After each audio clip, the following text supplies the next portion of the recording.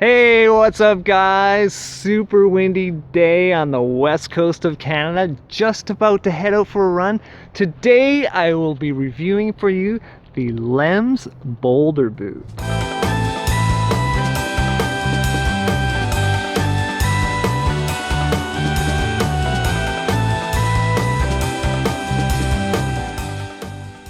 For me, this boot, or is it a boot? It almost feels like a shoe, ticked all the right boxes for me. I was looking for number one, a way to alleviate pain in my knee. My knee's been driving me crazy for about 3 years. I am a courier, and jumping in and out of a truck all day just pounds on that knee, and it's my driver's knee. I had something that is referred to in the running world as runner's knee. You may have heard of it. It hurts. It's not fun at all. After 3 years of dealing with runner's knee as a result of wearing Salomon Speedcross 3, my knee took quite a beating. When you think about just the size of a Salomon Speedcross's toe box, it's super narrow. I mean, think about that for a second. What we're actually doing when we're shoving our foot into a very narrow toe box. I mean, look at your hand, for example. When you break your fall, when you fall, how are you falling? Are you falling with your fingers squished together to break your fall? No, you fall naturally with your fingers spread to act like a tripod to really break that fall. So if that's what's going on with our typical shoes, and we're putting them into a shoe that doesn't allow our foot to do what it's supposed to do, how is that affecting things further up? I mean, if your toes aren't breaking your fall, your ankle has to compensate, and then it works its way up to your knee, which is where my problem really occurred. I still sort of have bone on bone at one point in my knee that still kind of grinds, but as far as muscle imbalances because of that, wearing these really helped, like, me stand up straighter, get my shoulders, my hips, my knees to align, and did take away some of that pain. Now, it won't totally cure it, but it will definitely line me up for any imbalances that are there and get those muscles where they need to be.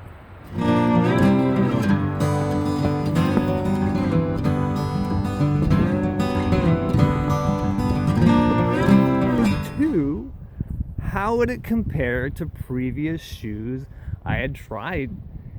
One of the shoes I had gravitated towards, which is very popular on the West Coast if you're from here, is the Sanuk shoe. What is the difference between these two? Now, if you look at the stack height, way thicker here to a lot thinner on this end, and then on a Lems boot, it's the same thickness from here to here. Why would you want a heel anyway? It would throw you off. It would tilt you forwards, so you would kind of have to compensate by leaning back. That's what the traditional shoe has done. I'm gonna say the comfort levels are pretty comparable, just different. Also, with the Lems boot, it forces you to work a little bit harder at using those muscles that allow us to walk naturally when we're barefoot. In the Sanuks, it's more like wearing a bedroom slipper, but out and about.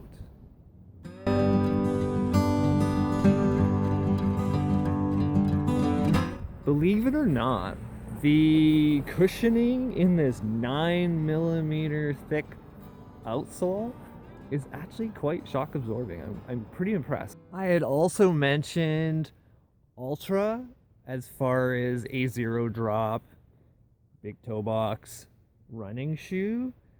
This is what I'm currently running in, which I will review in another video. I wouldn't wear these as my day-to-day. They're awesome for running, but that's what I'm going to use them for. So that's one of the shoes also that's kind of led me up to getting Lems. This didn't work for me as a casual, but works for a runner. Now, getting back to the Lems boot. As far as durability and, just taking hits from a Canadian West Coast winter with rain and snow, mine have held up quite well. The problem that usually occurs with a Lems boot is where's mine kind of opening up? It kind of opens up right in there. The glue between the outsole and your upper will start to lift over time, which I think Lems has been working on, because now they have a waterproof version of this boot, which is very smart that they've done that. So I will have to invest in that boot once this one falls apart, which I don't think it will anytime soon, because I do treat it quite well.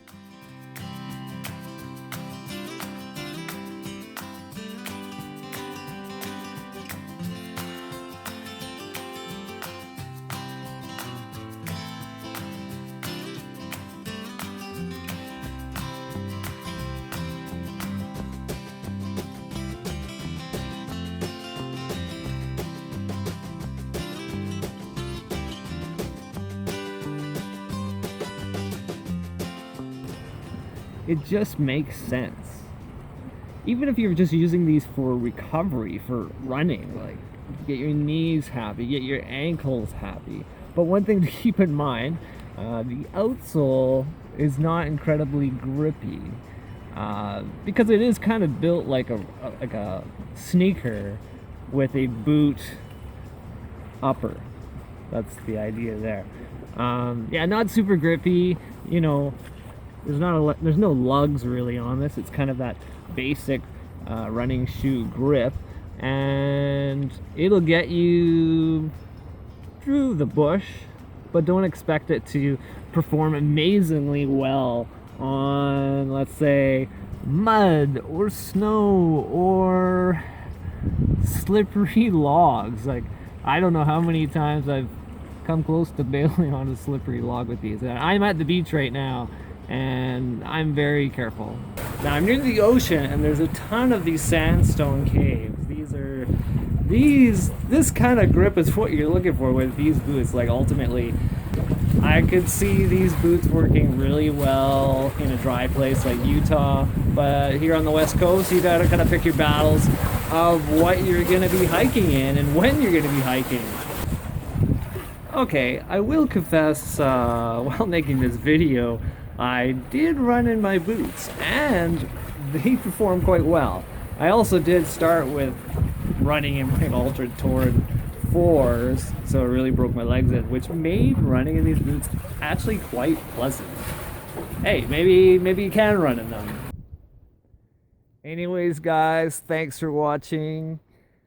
Get out there and try a pair. I am cold. My fingers are freezing. This has been very challenging to film with the light changing all around me. See you next time.